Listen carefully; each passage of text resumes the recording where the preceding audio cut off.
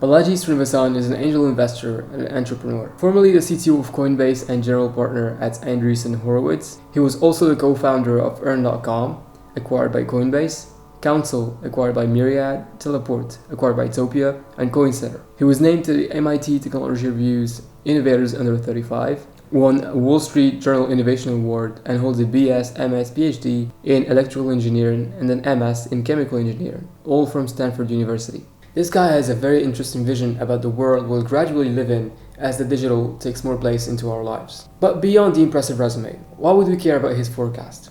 Cassandra, the gift of prophecy, with the condition that nobody would believe it.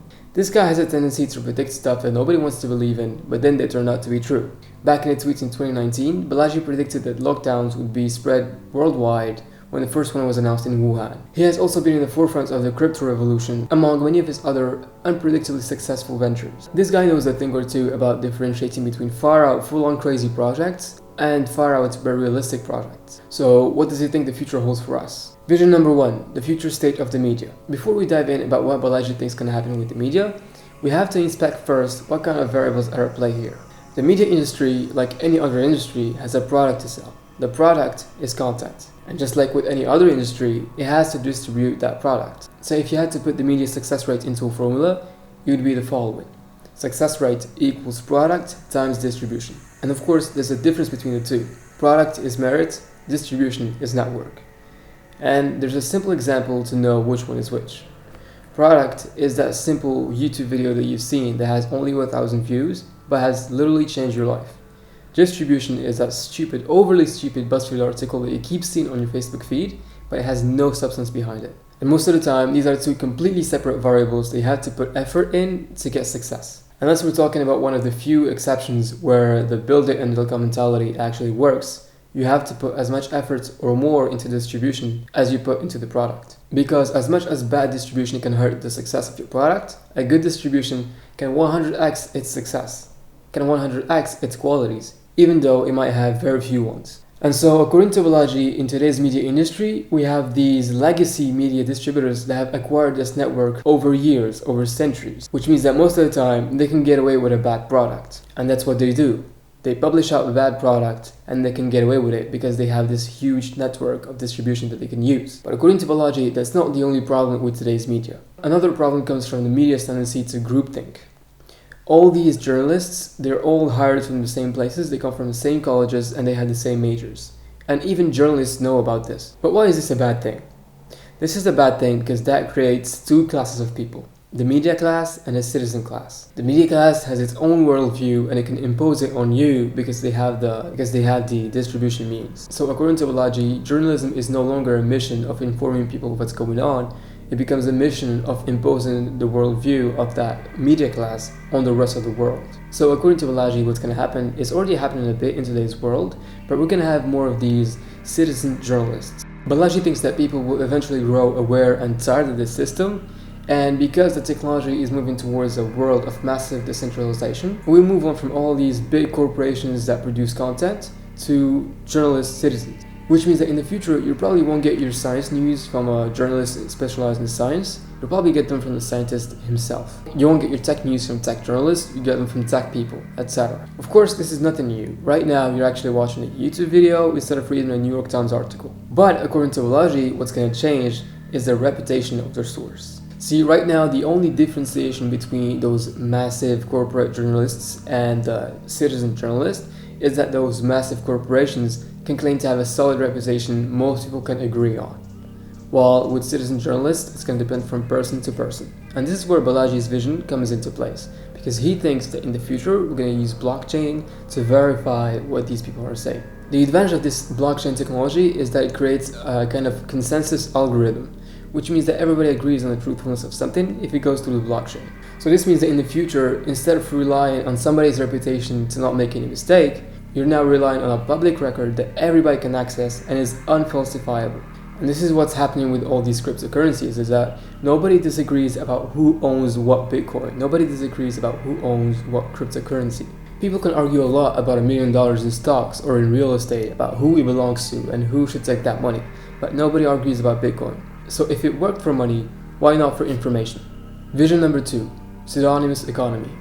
This is the one I find most fascinating by far, and Balaji derives this from what happened between the Catholics and Protestants in the 30-year war between 1618 and 1648. Obviously, I'm no history expert, so there are going to be some holes here and there to poke, but basically what happened, very summed up and very simplified, is that Catholics and Protestants fought over religion, dominance, and power over 30 years. Throughout these 30 years, they just couldn't find a middle ground. They couldn't find a peaceful middle ground to settle on. So they signed a treaty that we call the Peace of Westphalia. This treaty is very important because this is where all of those modern international relations protocols come from. But this is just a tidbit of context to understand where this vision comes from. What really matters to us is that two groups with completely different belief systems have tried to go the classical route of trying to exterminate the other system, of trying to dominate the other system, but it didn't work. They couldn't find middle ground, one couldn't beat the other. So what did they do? They decided to coexist peacefully, at least for 17th century standards. They decided to divide themselves geographically. But this geographical separation has been brought down once again by the internet. So humans as a species are going through this process all over again. We have people with completely different belief systems coming into contact with each other. And this is where all this tension on the internet comes from. And this bringing down of borders obviously comes with its advantages, but the problem that we have is that social media sites like Twitter are now acting like a battle place for all these people with confronting belief systems. And all of them trying to cancel each other and suppress each other. And while in the past these conflicts are mainly about religion, now they have taken on a different form, but the root cause is still the same. Two different dominant ideologies trying to battle it out, but none of them can dominate. So either we establish a new system with some kind of new borders that enable us to live peacefully with each other, or we're just going to start another internet cold war that's going to last ages and that's going to have real life consequences. People from every side of the battle are under constant threat of getting their source of income removed from them, their social circle turned on them. This is no way to live in a community. So what are we going to do? Draw borders around the internet? Doesn't that defeat the whole purpose of the internet? Well, Balaji seems to have a different idea about what's going to happen next. He thinks we're going to live in a pseudonymous economy. And by that, he means that we'll use different pseudonyms for different purposes. One for income earning, one for social and family life, and one for being outspoken about things that you might get cancelled for. You have, for example, your real name associated with your social security number. You have your pseudonymous earning name, which is associated to your Bitcoin wallet or whatever crypto wallet. And then you'll have another username that you can use to voice out your opinions without fears of repercussion.